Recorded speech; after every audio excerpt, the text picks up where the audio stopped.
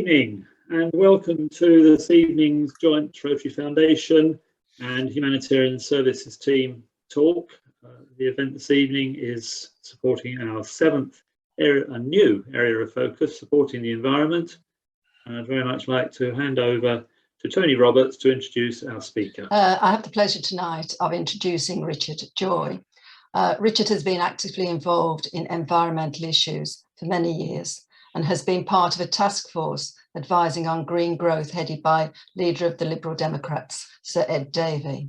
Richard is also the author of the thought-provoking book, Unsustainable, The Urgent Need to Transform Society and Reverse Climate Change, which is a pressing call to reimagine our social, political and economic system. Richard is also a member of the Environmental Sustainability Rotary Action Group, working with Rotary on environmental issues. Richard is going to talk tonight about reversing climate change and the challenges which we face. Richard, over to you. Hi, good evening. Thanks very much indeed for inviting me along this evening. We've got about an hour. What I'll aim to do is I'll aim to keep about 20-25 minutes for my presentation and then leave time for questions after that. So next slide, please. Okay, so I'll just start with a little bit of background about myself. So my background is primarily in business and business consulting.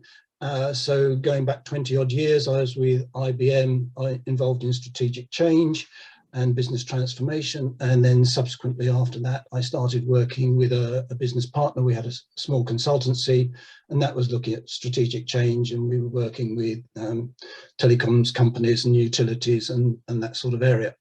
I'm also interested in politics and the environment. And I suppose just becoming increasingly concerned over the last 5 to 10 years. So as Tony said, I was working with a task force that was set up by Sir Ed Davey, and that started just at the time that COVID had really started to have an impact around sort of whenever it was, March, April, nearly 2 years ago.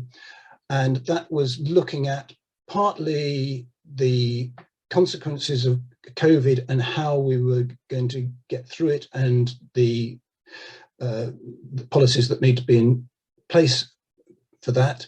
But the bit that I was looking at was, again, with another small team of people, was looking at green recovery. What happens after COVID and what sort of society do we want and how do we actually make sure it's going to be a green and sustainable society?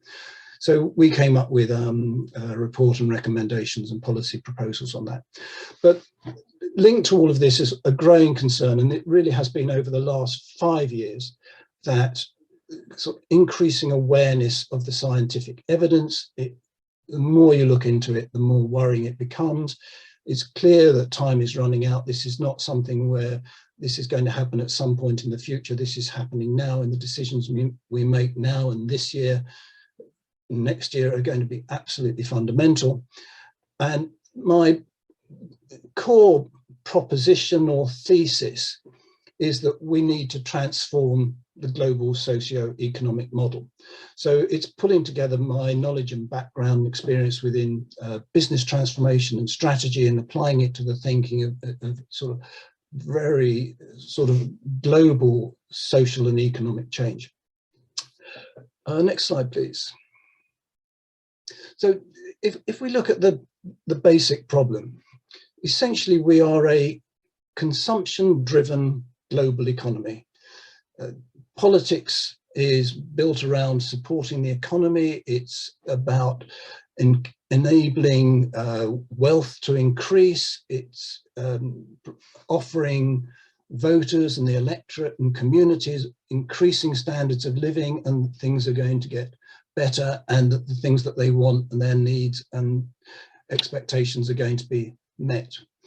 So at the moment, the economy is prioritized. Apologies for that, thought I'd turn those off. So at the moment, the economy is prioritized over the environment, and the pressures on government both from consumers, but particularly from business interests, dictate that the requirements of business are really the voices that are being listened to. And as consumers, we inevitably have our own expectations of what a consumer lifestyle is going to look like.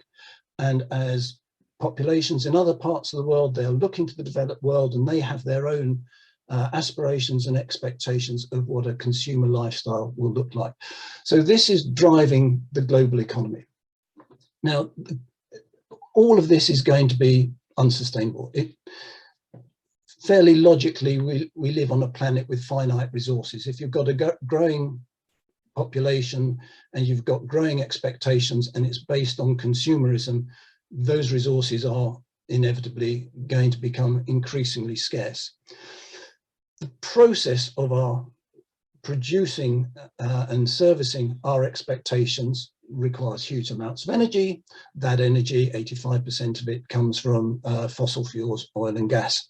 So environmentally, it's unsustainable. We're damaging our natural environment. Economically, it's unsustainable because even if there was not an environmental crisis, the expectation that we can continue to ramp up GDP and that this is the measure that matters and this is what leads to happiness is questionable. But economically, it's not going to be possible to meet the needs of a growing population with an ever-increasing standard of living. We can touch on what we mean by a standard of living, but if it's a consumerist-based quality of life, then there is going to be a problem. And socially, it's going to be unsustainable because if we've got an environment being damaged, if economically it's unsustainable, we're going to have growing inequality, displacement of communities, particularly when you've got things such as changing weather patterns, areas of drought, going to lead to social unrest, political conflict. The consequences of all of that are unraveling, as we know, and have been now for a number of years. Next slide, please. So this is a debate about the survival of civilization. I think one of the issues about this is that we're all on different stages of the journey and understanding about what is happening and our knowledge and how we perceive that knowledge and how it affects us. So if you'd asked me 20 years ago about the environment, I'd probably said, yes, I'm aware that, you know, polar bears are at risk and I'm aware that Amazon rainforest is being chopped down, but I wouldn't have thought that it's actually an imminent or near threat to my quality of life and my children's quality of life and probably ultimately their existence and how they're going to be living their lives in 20, 30, 40 years' time. So we're destroying our natural environment. Forest, species extinction, desertification, water supplies are being depleted. California, 85% of the fruit and vegetables in the United States comes from California. California for the last 20 or 30 years has been on a knife edge of very severe water shortages. You see the dams and the reservoirs in certain times of the year, and some years it'll be almost puddles at the bottom of these reservoirs. They're also depleting all the groundwater, the aquifers and so forth. So plus pollution, then we're changing our climate. As a consequence of all of the carbon emissions, greenhouse gases, we're getting global warming. This is disrupting weather patterns and all the stuff that we're seeing and see on the television. So some of the consequences of this are declining fertility of the land. So this isn't just in sub-Saharan Africa, where the ability to support populations with subsistence farming is in serious jeopardy, but it's actually the fertility of land in the United States and Europe, the UK. And this isn't just sort of a concern by fringe environmentalists. Michael Gove flagged this up in 2017, that actually the quality of the soil is being eroded, and it's so dependent on artificial fertilizers to support food production that in 40, 50, 60 years time, we could be in a situation where our land is not actually supporting the agriculture that we need. Collapse of insects and species, obviously insects critical to pollination and food production, and with changing climate and destroying the environment, you get droughts, floods, hurricanes, wildfires, all of the things that we're seeing. Next slide, please. So the themes within the book, the first part of the book looks at the state of the world, and it looks at the scientific evidence and the concept of the tipping point. And this is closely linked to feedback loops. So as climate warms, polar ice caps melt, the rate at which sun is reflected, the heat from the sun is reflected, that level of reflection no longer happens. That warms the climate. It's warming climate melts Siberian permafrost, that releases methane. The sinkholes now in Siberia are kilometers across, releasing vast amounts of methane, which is many times more damaging to the atmosphere than CO2. And we're going to reach the tipping point. And beyond that point, human intervention will no longer be able to reverse climate change. That's the first big, real worry, the real big kicker. Then I also looked at the role of the UN and the way in which the UN is funded, and it sees its mission and the way in which it sets its measures. I mean, there's no doubting the commitment and intention and the ability of the UN to do huge amounts of good. But there is a question as to whether it actually has the power and authority to make the changes that it probably recognizes needs to be made. But the relationship between governments may preclude it making some of the changes and decisions that it sees as being required. And this is important because the UN and the COP26 and so forth, how much power and authority have they actually got to drive, and is that the right body? Is enabled to actually drive the changes that are required? The other big area, of course, is vested interest, and large organizations will want to protect their profits, their revenues, their positions of power, their influence in the global supply chains and so forth. So there are not necessarily evil or malicious, willful intention to damage the climate, but we can understand why there is inertia in the process of change. The last bit of part one looks at COVID-19 and the lessons that actually has for us. So when we were faced with a global threat, it was amazing how fast society changed, how accepting people were of disruption to their lifestyle, because they saw an imminent danger and they recognized the steps that were required to take to protect ourselves. As a consequence, there have been quite a lot of changes which are going to, impact the way in which we lead our lives, and there are changes coming out of that which are positive changes. So there is an analogy for climate change in terms of recognizing a potential catastrophe, taking timely action, and actually enabling that to drive changes which are positive. Next slide, please. Part two of the book really looks at this process of change. And so on the starting points is having a vision. How can governments get support for the radical change that is going to be required for a sustainable society if there is not a positive vision of what a better society might look like? Because at the moment there is a sense that a consumer society is actually a good society, and we all understand that, and we all have benefited from that, and there are things that we wouldn't want to lose. But could we have a society which is sustainable and that we actually recognize is a better society? But at the moment there's no vision of what that really might be. the process of change is going to require changes in social values, and this is going to be easy for some individuals, for some communities, for some nations. It's not going to be so easy for others. I also looked at the capabilities required to manage strategic change. What are the skills, knowledge, attributes, expertise?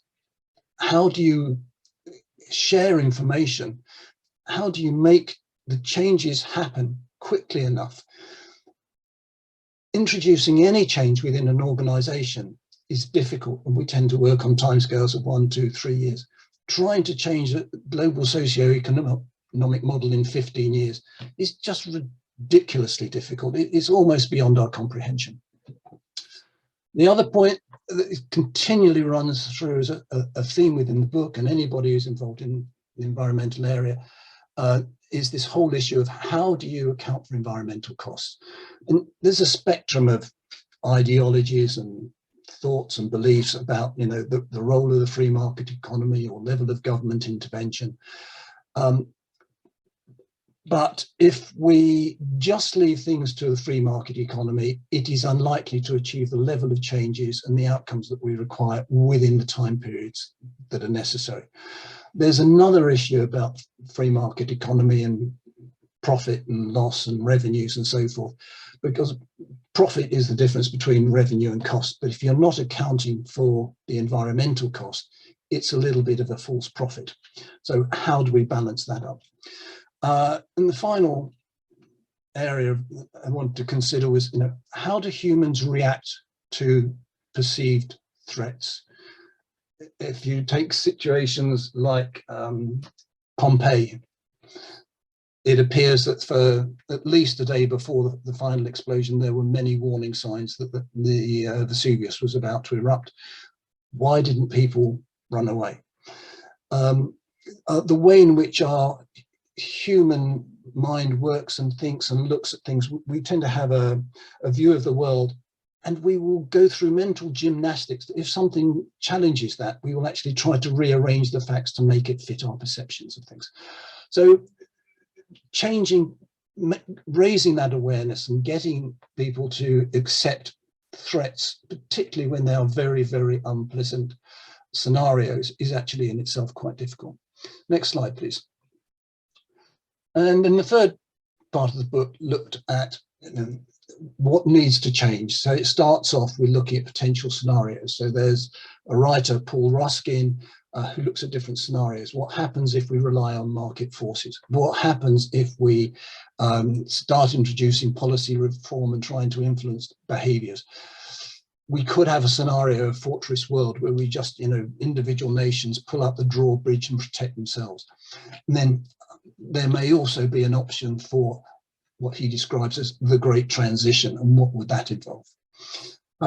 There's a bit of consideration about the Green New Deal, and there's a lot of work being done on this, the concept of a just transition.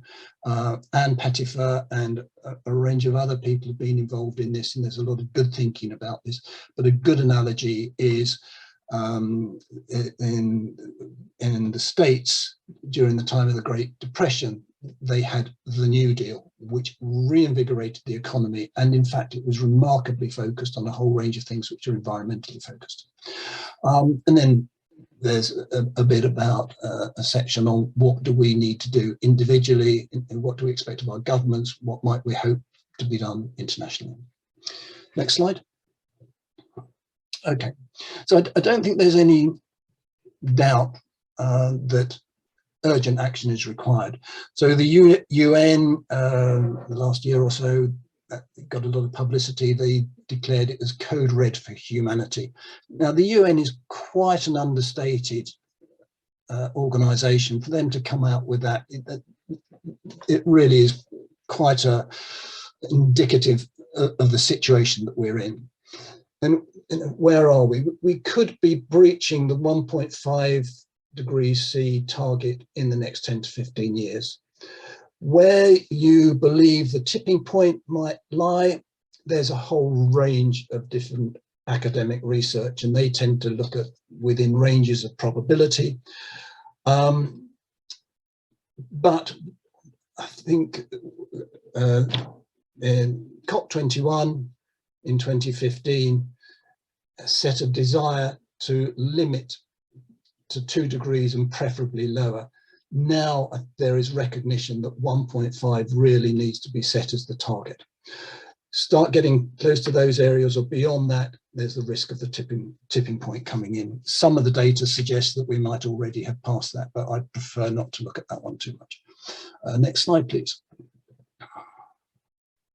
Okay, so again from a UN report, and the sources are given at the bottom of the slide. So the top grey line is pointing inexorably upwards to some indeterminate point, but just showing that carbon emissions are increasing, and that will have a consequence on climate change and global warming. And then there are some other scenarios. So the purple one, current policy scenario 2.8 degrees. So based on current policies, what would we expect to see happening? So these are policies which include aspirations to limit carbon emissions. Then we come to unconditional nationally determined contributions and pledges. So where governments have said, yes, we will do this without conditions, we're going to do this. So this is in addition to their policies, and that is going to get us to a 2.7 degree increase. So the difference between current policies and the unconditional pledges is 0.1 of a degree. Then we get unconditional pledges and with net zero targets. And this gets us to about 2 degrees. Now, none of these are getting us close to the 1.5 degree range. So the first message from this is, even when people are saying what they're going to do, it's unlikely to happen. So next slide, please. So this is text from the UN Environment Programme. Global warming at the end of the century is estimated to 2.7 degrees, da-da-da-da-da. But essentially what it's saying is, if every country does what they have promised to do, and they do all the things that they have indicated that they aspire to do, then we might limit global warming to 2.6 degrees C. Next slide, please. So the seriousness of the situation is widely recognised, and at COP26, Alok Sharma, during his opening speech, said a number of things, and that included, if we act now and act together, we can protect our precious planet. And he also went to say, we know that COP26 is our best hope to keep 1.5 in reach. So there is a very, very clear understanding and realization that we have to act. COP26 focused on achieving net zero by 2050. And I've no doubt that there was a lot of good intentions, and there are some good things that have come out of COP26. But the real question is it enough? Have we walked away from COP26 dusting our hands thinking, oh, great, some good things are going to happen, that's great, happy for the next year, well, let's see what COP27 throws up? Or do we go, that really hasn't gone far enough, and there are a number of flaws in what is actually being proposed? For me, the big flaw is that net zero does not tell us anything about global temperatures. There is not a linkage between net zero by 2050 and global temperatures. There is another problem with net zero, in that net zero assumes carbon offset. Now, Lib Dems commissioned a report to look at what needs to happen if the UK was to be net zero by 2050. Is it actually possible? What's the scale of the changes to transport, air travel, industry, buildings, farming? And the rate at which you have to drop CO2 it's absolute cliff edge stuff to get down to anything where you're starting to get low carbon emissions. And to get to net zero, it presumes that there are actions that you can take to offset the CO2, because we will not get to net zero on its own. There has to be carbon offset. Next slide, please. So here's two scenarios for reaching net zero by 2050. So the red line shows that carbon emissions go up until somewhere around 2042, 43, and then drop like a stone to get to net zero by 2050. Now, if that happens, good, in that we have achieved the target of net zero by 2050. But that scenario indicates 4,000 billion tons of CO2 cumulatively put into the atmosphere between now and 2050. Another scenario is to reduce CO2 emissions with a green line, and there you can see it goes up a little bit for the next few years and then it starts to come down. And that scenario, let's say 1,000 billion tons of CO2.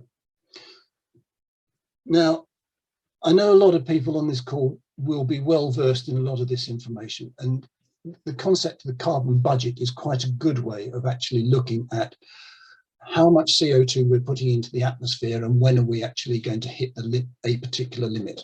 So the carbon budget of the amount of CO2 that needs to put into the atmosphere before we get to the 2 degrees limit is 2,900 billion tons. And that's measured the amount of CO2 as from 1870 until whatever point it reaches that 2.9 thousand billion. So the estimated carbon budget remaining as at 2020 was 660 billion tons. Currently, emissions are about 40 billion tons a year. In fact, they're probably a bit higher than that.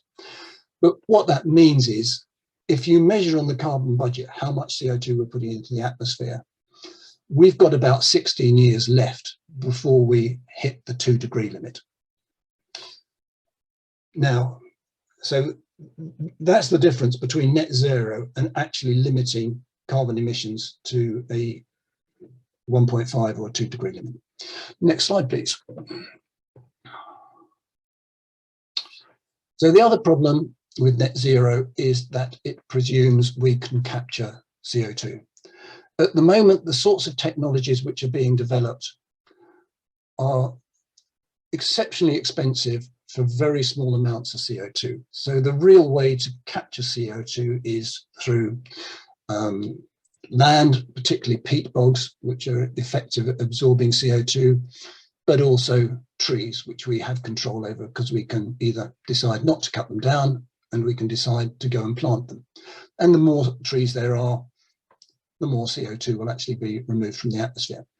But the problem with assuming that, oh, it's okay, I can go on a flight, or we can produce more cement or steel because we're going to offset with trees, actually, of the CO2 emitted, 50% will go into the atmosphere, and it will be possibly hundreds of years before it is absorbed in the natural cycle.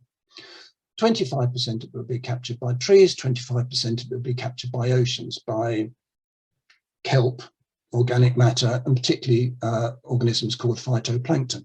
The problem is phytoplankton is susceptible to acidity levels in the oceans. Acidity levels are going up with carbon concentrations in the atmosphere.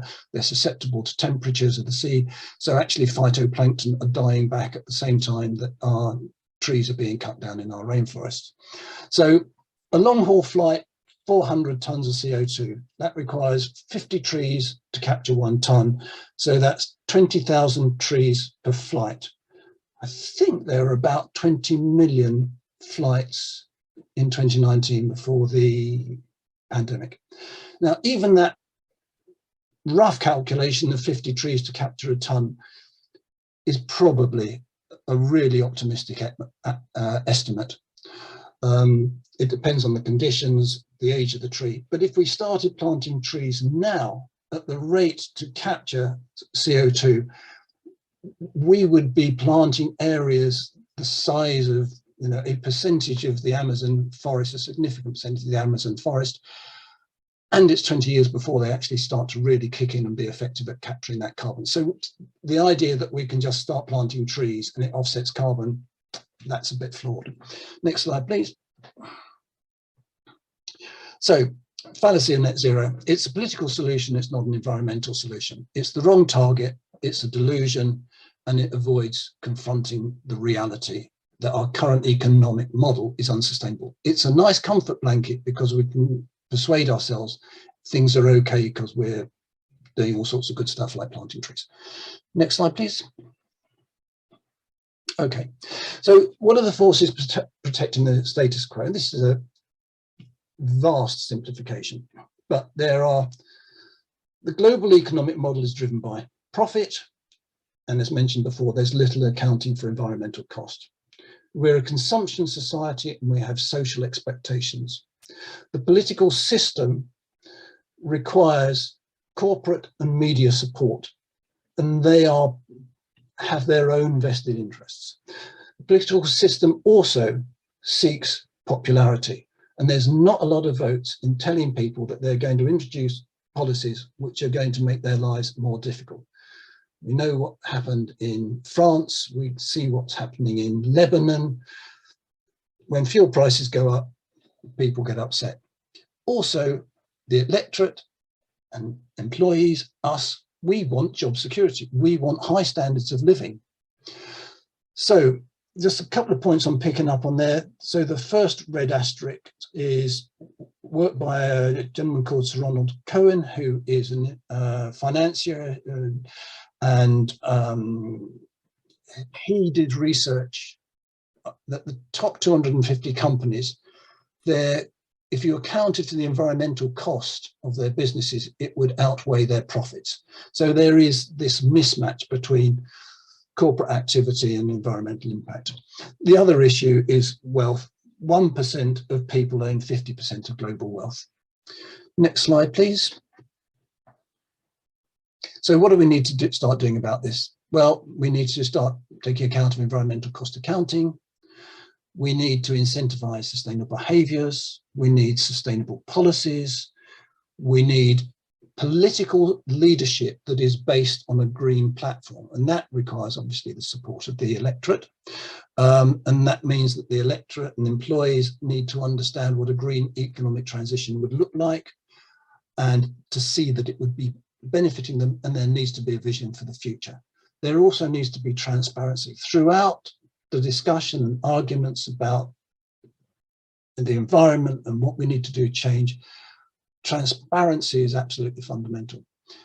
The other big issue is the strategy for oil transition. If we turn off the taps on oil, the consequences for the global political power and dynamics is, I think we can all start to imagine what's going to happen if the wealth in the Middle East and the wealth generated by oil from America, by Russia, by states in Africa, North Africa, it's going to have to be pretty carefully thought through what that process of transition looks like. Next slide, please. So, actions required. What can we do as individuals? And this is really the problem. As individuals, we have very little influence. Collectively, we do have influence. We can influence governments and we can influence corporates. So I think the first step really is to inform ourselves, educate others, have the discussion. This is a process of changing thinking and building awareness, and it's not going to happen overnight. I am amazed at the number of people that I speak to that I regard as reasonably intelligent, well-informed, aware of what's going on in the world, and they will come back with comments like, oh, that climate change stuff is mufty-fluffy, or, well, climate's always got hotter and then it's got colder and it'll be all right. So building awareness is absolutely key, because otherwise governments and corporates will not respond. Education for there are a range of sort of films and information available. If you're not aware of an inconvenient truth or cowspiracy, they are good ones to have a look at. They're quite difficult watches, but they are amazingly informative. We need to understand the impact of our purchase decisions. Do we realize how our consumption of food, particularly meat and dairy, affects the environment and the linkages that that has to climate change?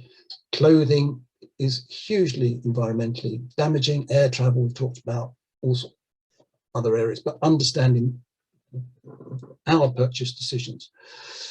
We can demand action from politicians and business, and we can get involved and speak up. Next slide, please. So the areas where policies are going to be required to be targeted, I think this diagram is self-explanatory. There's where greenhouse gas emissions come from. We're going to have to start changing those. A lot of this is going to be driven by technology change.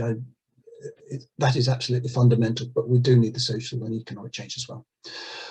And this has to be linked also to an equality and a just transition, and to provide us all with the quality of life, security, health, education that we want and expect. Next slide, please. So I think these are fairly inevitable conclusions. Future of the planet really does hang in the balance. Survival is not guaranteed. The history of civilizations, they orchestrate their own demise. Tipping point is imminent. Politicians, organizations, all of us need to understand that doing some good things is not enough.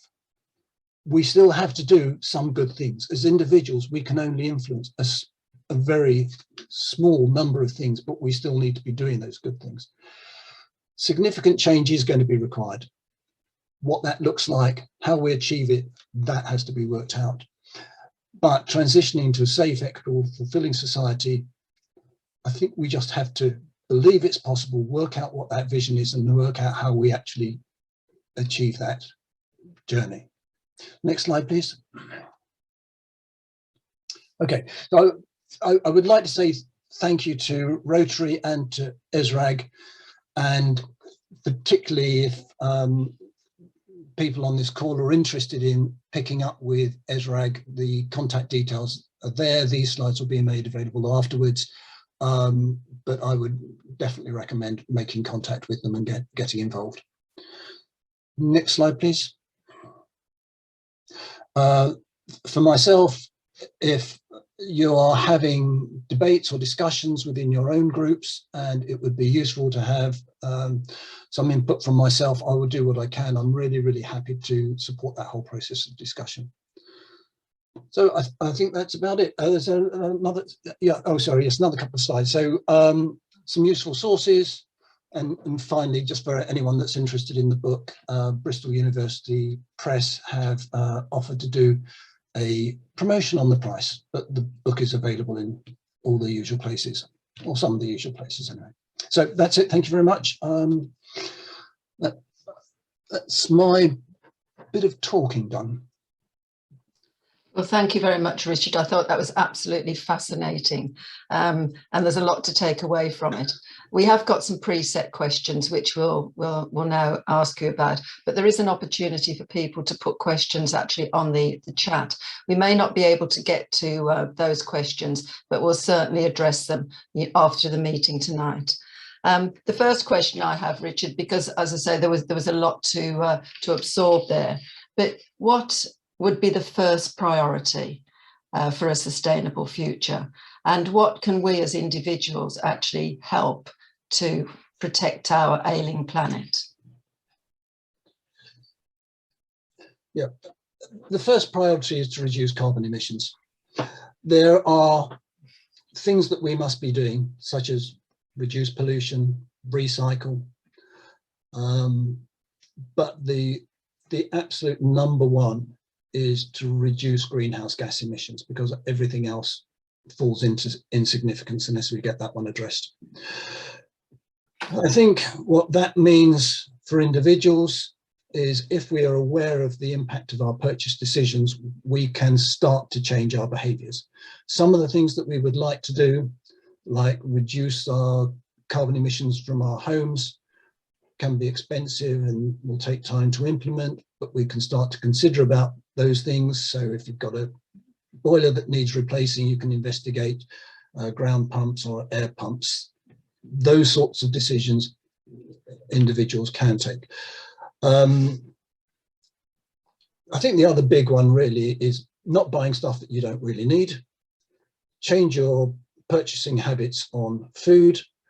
Recognize which foods are environmentally damaging and have, huge carbon emissions from long food miles, and understand the implications of the meat and dairy industry. I still eat meat, I still have dairy products, but I've significantly cut down the amount of meat that I will eat.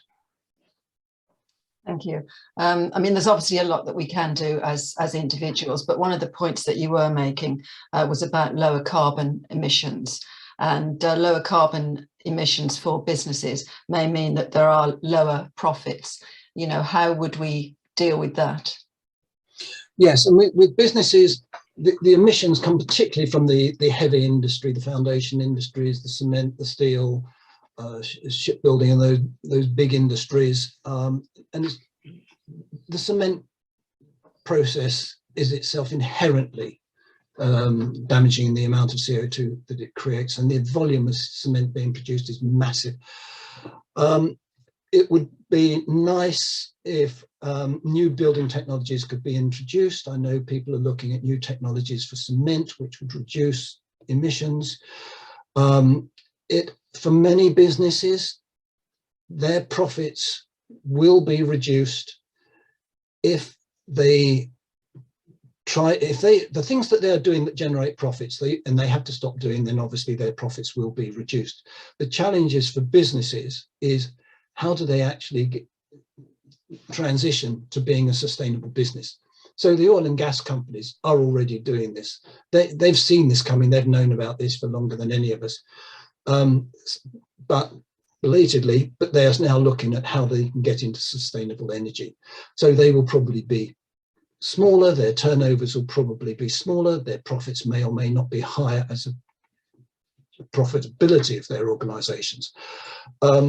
So I think those companies that do not adapt will find that the demand for their products decline.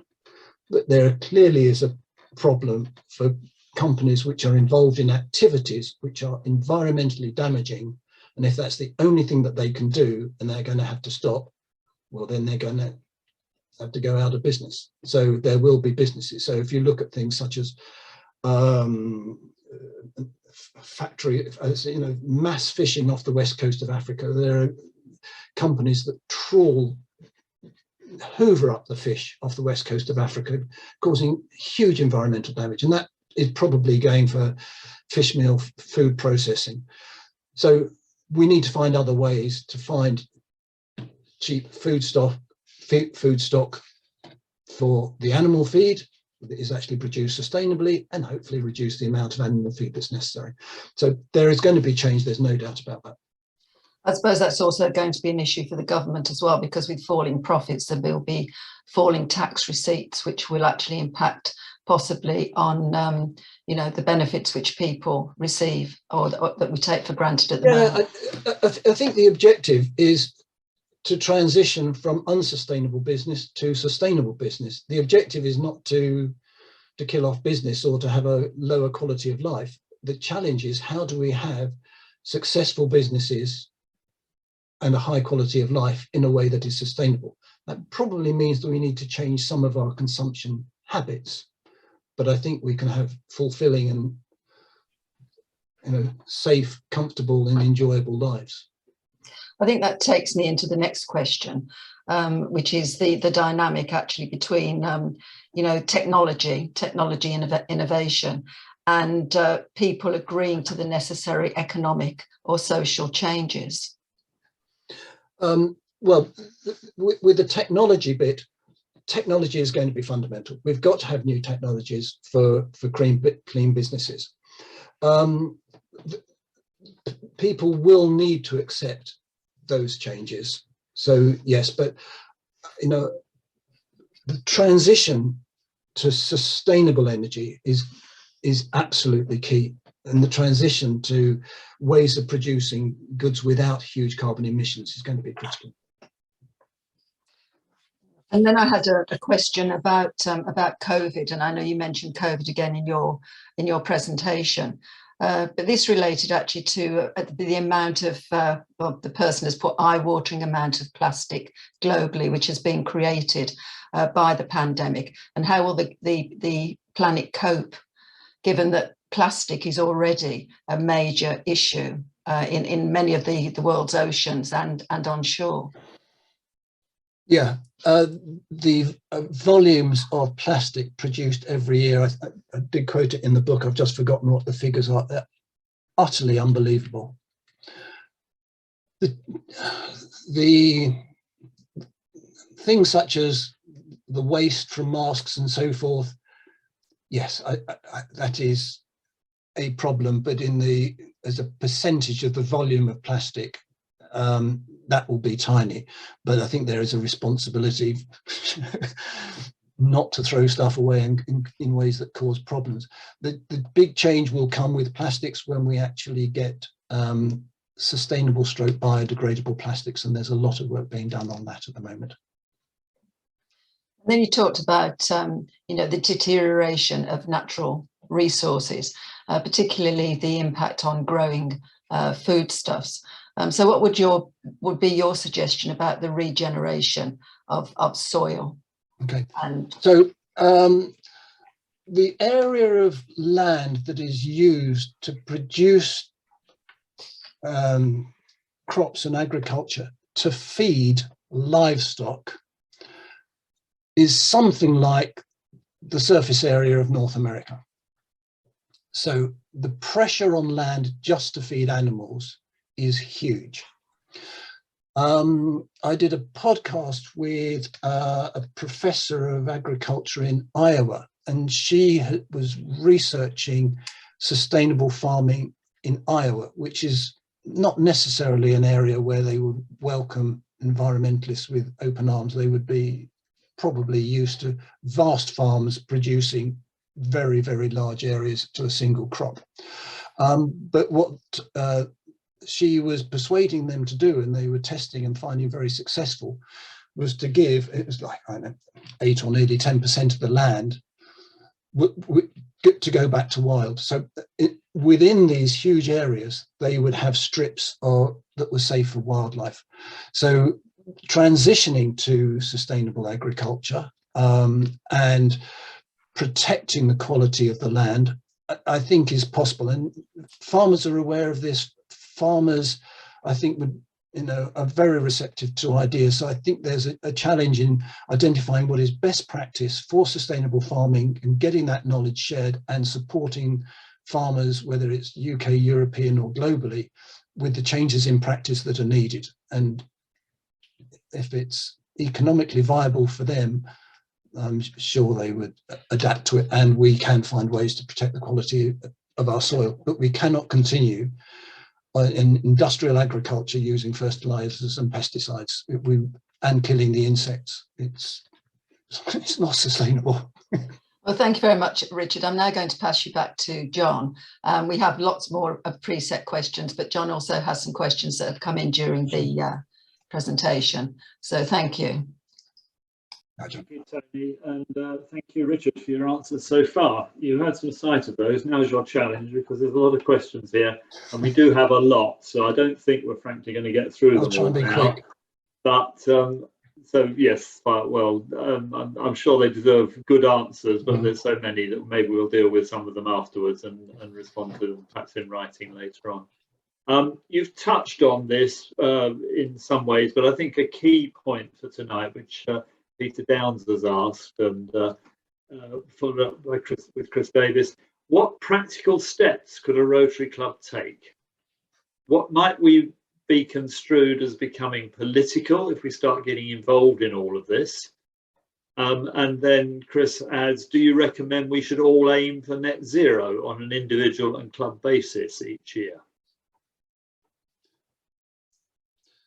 I would just say, you're absolutely right. I had sight of those questions beforehand, and there was a lot of questions, and I was amazed and impressed by the quality and the understanding of the issues that lay behind those questions. This one, in terms of practical steps that Rotary and Rotarians can take, I think it starts with the debate and the discussion and education and building awareness, both of ourselves about the issues and encouraging others to think about it and helping them sort of build a picture of what the real situation is.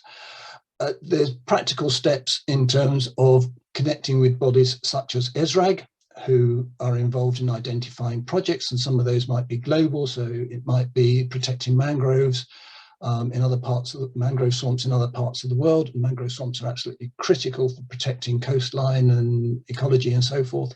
Other projects related to planting trees. As I said, that on its own is not going to be the solution, but we have definitely got to be doing that type of action, because it's part of the solution. The other part of the question was about, do we become political when we start talking about the environment? Absolutely, it is. And that is probably the first issue that we as individuals have to confront when we start having these discussions, because it is politicized. Any organization, Rotary or any other, will have a range of views, and some people will be radically opposed to ideas associated with environmentalism. So having the tact, the knowledge, and the ability to have those conversations in constructive ways is critical, but they are important conversations. You're not going to win all of the arguments, but be prepared to get pushback. Thank you. It's a very relevant question from Rotarians, because Rotary very much holds to being a non-religious, non-political organisation. But that said, everything we do in our project work has an element which could be argued to be political. If we're providing water in impoverished countries in Africa or whatever else, there's a political element to it. I think we just have to recognise, and it's well recognised by even senior leadership in Rotary, that is the case. So thank you for your thoughts there. It is important that we tackle that, and as you say, tactfully and appropriately. I have a question from Hein van der Steen in Evesham. Is it correct to assume the only solution is developing technical solutions? And another one which is asking about carbon capture. Another one is, how do we, doesn't oil still affect so many global decisions? A whole range of technical issues, perhaps. Is technology the only solution? I think there is a danger in assuming that we can get ourselves out of this problem using technology. So there's no doubt that we have to use technology to get out of this problem. One of the questions that came through before the event related to tidal power. So technology and tidal power is, potentially a huge game changer if we can get that right. The technology for transport. Is it 24% of emissions is from transport? I may be giving the wrong figure, but it's a fairly significant proportion comes from transport. So we have to find non-polluting ways of travel. My view is hydrogen as an option is more environmentally friendly than battery solutions. But we need the technology, and we need to be able to commercialize that technology. Carbon capture, I don't think that's a realistic option at the moment. Let's keep pursuing it, but it's not a solution at the moment. I've not touched on the bit about oil, but I had mentioned that earlier. Thank you. There's an overriding economic issue in all of this, and how can we manage the carbon and the temperature rise if consumption has to come down? Can that be done without consumption coming down and transforming and basically stopping economic growth? Yeah, well, climate change is ultimately going to stop economic growth. When we're no longer able to have a society and civilizations that can exist on the planet in ways which are peaceful and harmonious, that's going to put a pretty sharp brake on the economic issues. So it's just a case of, do we face economic issues now, or do we ignore everything and just wait for everything to come to a grinding halt and civilization to be thrown in complete chaos?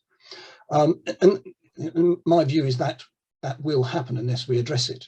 It's already seeing the challenges of climate change, droughts, starvation, all those sorts of things. So we're on a knife edge. We just have to find intelligent ways of managing a transition that protects our economies as far as possible. We saw with COVID, people are prepared to make sacrifices if they understand it. So they may not be able to fly to the Maldives or abroad 4 or 5 times a year. They may not be able to drive around in, gas guzzling vehicles. Those sorts of things will change. But I think we can find a life that is high quality and fulfilling without those things. I know we're getting close to time. You've got time for one more? I've got one more, and I think it'll have to be the last one. I'm sorry to all those who've put in such good questions. I am keeping them all, and we'll make a note of them all and do what we can with them later.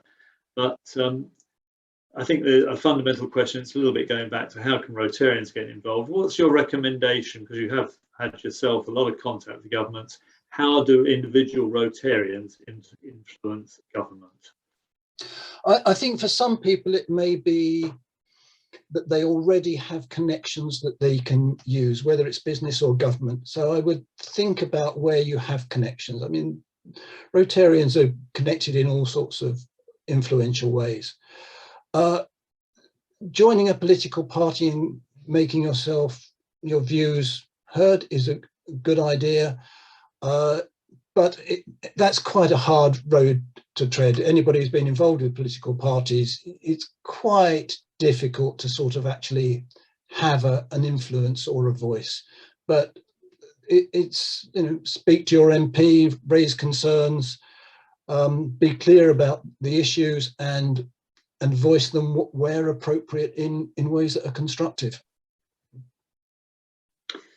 Thank you, Richard.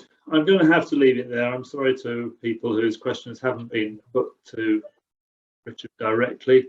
But as I say, we will do our best to get some responses to you in following the event. The slideshow that Richard has will be published, and a recording of this will be available on YouTube early next week. So all of that information will be there. I've been asked by various questioners, can we get your email address repeated and your book title repeated? I'm sure you'd be very happy to do the latter. Perhaps you can quickly do the former. Well, thank you very much. Yes. So the email address is richard.joy, J-O-Y, at zen, zen.co.uk. And I'm very happy to receive emails and discuss how I might be able to support what you're doing. And your book title was? The book title is Unsustainable, the Urgent Need to Transform Society and Reverse Climate Change. But with that, Richard, I'll say thank you very much. It's been extremely interesting. You've refreshed all our memories and knowledge of lots of topics here and given us ideas what we can go out and do as Rotarians and Rotary clubs to tackle this such important issue. Well, thank you very much indeed, and I hope I've not depressed everybody too much. Not at all. I'm sure you've just given us all a good challenge there. So thank you everyone who's been here, and I'm sure you all found it equally enthralling and interesting to listen to. Let me remind you, if I may, before we close, that next in our joint Rotary Foundation and Humanitarian Service talks are on the 10th of February, second Thursday of the month, as always, at 5 p.m. And that will be one of the leaders of Rotary's polio challenge, polio activities, Carol Pandak, and she will be talking to us about polio eradication in a COVID world. So that very close link between us and our polio challenge and how we deal with that in the current climate. So thank you again. I hope you've had a good evening, and we look forward to seeing you again in a month's time. Good night.